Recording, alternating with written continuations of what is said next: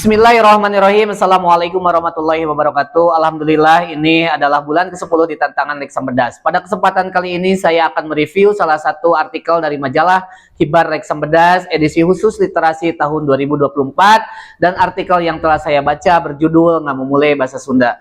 Naskah review yang saya buat ini dengan menggunakan teknik isi kawah fishbone. Di sini saya telah menggambarkan tulang ikan yang mana pada bagian ekornya di sini berisi identitas majalah mulai dari judul, penulis, dan penerbit. Dan bagian badannya di sini berisi penjelasan adik Simba, di mana adik Simba itu adalah apa, di mana, kapan, siapa, mengapa, dan bagaimana. Dan di bagian akhirnya yaitu bagian kepalanya berisi tentang catatan penting berupa hikmah atau amanat dari artikel yang telah saya baca. Diawali dari bagian ekornya, majalah Hibar yang saya baca ini berjudul Ngamumule Bahasa Sunda.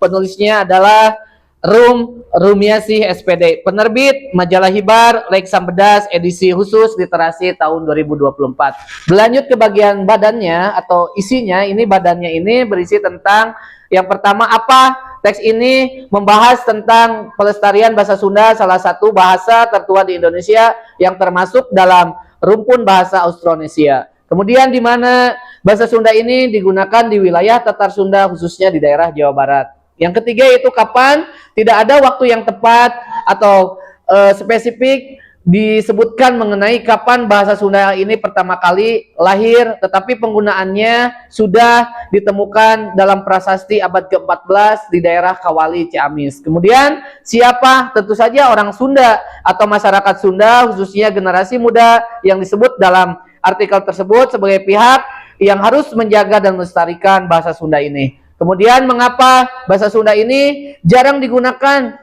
Karena beberapa faktor, termasuk kurangnya kesadaran untuk merawat bahasa dan juga masuknya pengaruh dari bahasa luar atau asing. Yang terakhir yaitu bagaimana teks ini menyarankan agar bahasa Sunda ini dilestarikan dan dengan membiasakan menggunakannya dalam berkomunikasi sehari-hari, baik itu di lingkungan keluarga ataupun masyarakat. Sebelum ke bagian terakhir yaitu bagian kepalanya yang berisi hikmah dari majalah yang telah saya baca, saya akan bercerita sedikit mengenai artikel ini.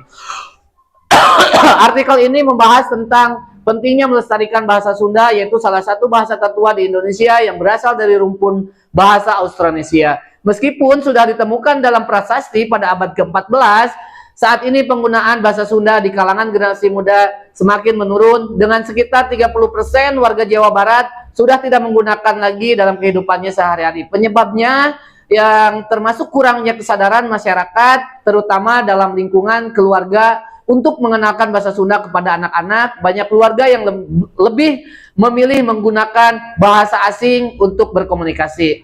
Dengan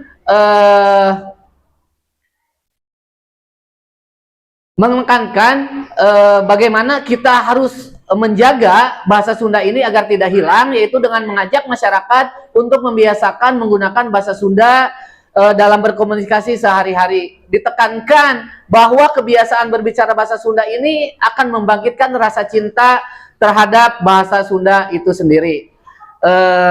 Dan di bagian akhir, yaitu di bagian kepala yang berisi hikmah, hikmahnya kita sebagai warga Jawa Barat, sebagai generasi muda, wajib melestarikan bahasa Sunda dengan cara menggunakan bahasa Sunda ini dalam kehidupan sehari-hari, baik itu di lingkungan keluarga dan lingkungan masyarakat.